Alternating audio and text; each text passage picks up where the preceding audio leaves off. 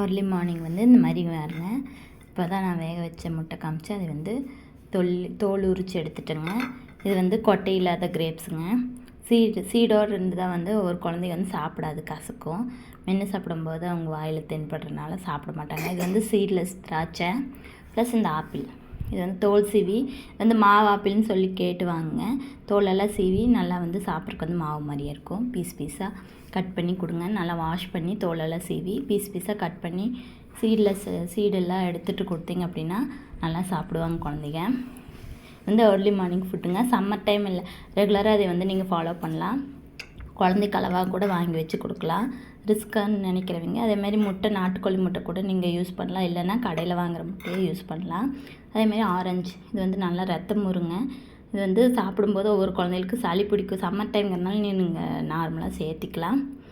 Orange தோலி உரித்து அதுக்கப்புறம் வந்து அதில் இருக்கிற சீடெல்லாம் எடுத்துட்டுங்க.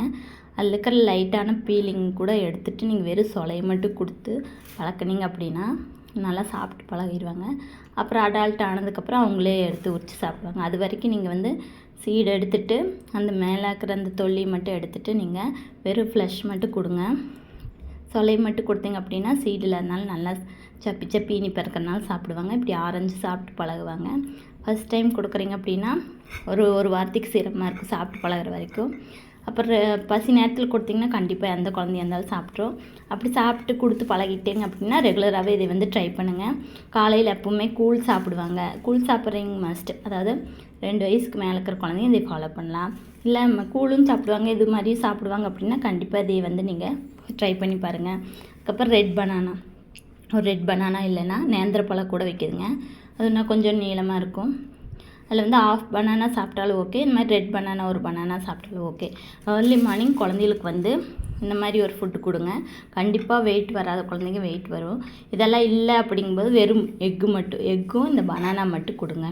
ஏன்னா ஃப்ரூட்ஸ் ஒவ்வொரு வீட்டில் வந்து ஃப்ரூட்ஸ் அதிகமாக வாங்க மாட்டாங்க. ஒரு வீட்டில் குழந்தைகளுக்காக வாங்குறதுக்கு வந்து ரெகுலராக வாங்கி இவங்க வந்து ஃபாலோ பண்ண மாட்டாங்க. அதனால் நீங்கள் டைம் கிடைக்கல இந்த மாதிரி ஃப்ரூட்ஸ் எல்லாம் வாங்கி கொடுங்க. இந்த பனானா கூட இந்த எக்கு கூட ஏர்லி மார்னிங் ஃபுட்டு வந்து இந்த 1 2 3 4 5 இந்த 5ல் எனி 3 எனி 2 அந்த மாதிரி கொடுத்தாங்க கூட கண்டிப்பாக எந்த குழந்தையா இருந்தாலும் வெயிட் வந்துடுங்க.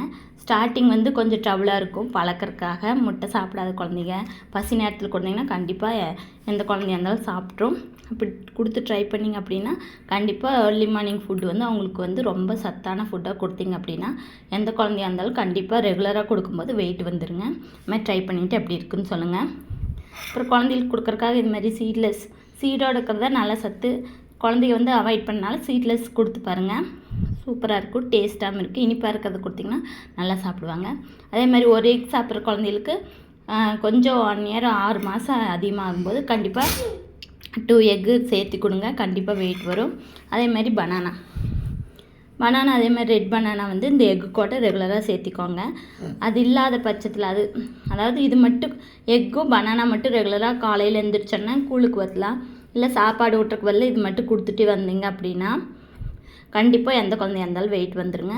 ப்ளஸ் இது வந்து சம்மர் டைமில் இந்த கிரேப்ஸும் அப்புறம் இந்த ஆரஞ்சு அப்புறம் இந்த மாவு ஆப்பிள்னு சொல்லுவாங்க. இது நல்லா தோல் சீவி உள்ள இருக்கிற சீடு எடுத்துகிட்டு பீஸாக அரிஞ்சு ஆஃப்டர்நூன் டைமில் இந்த மாதிரி லன்ச் டைம்லலாம் இந்த குழந்தைகளுக்கு வந்து இடையாக வந்து ஸ்நாக்ஸுக்கு பதில் இதெல்லாம் கொடுத்தீங்க அப்படின்னா கண்டிப்பாக அவங்களுக்கு ஆரோக்கியமாக இருக்கும். ரத்தம் ஊறும், ப்ளஸ் வெயிட் வருவாங்க. எந்த குழந்தையா இருந்தாலும் நல்லா ஆக்டிவாக இருப்பாங்க. நீங்கள் வந்து ஸ்நாக்ஸுக்கு பதில் இந்த மாதிரி வாங்கி வச்சு கொடுக்கலாம். அப்படி ஃப்ரூட்ஸ் வேண்டான்னு நினைக்கிறவங்க டெய்லி ரெகுலராக ஒரு எக் இல்லைனா 2 எக் இல்லைனா ப்ளஸ் வாழைப்பழம் கொடுத்திங்கன்னா கண்டிப்பாக உடம்புக்கு வந்து ரொம்ப நல்லதுங்க.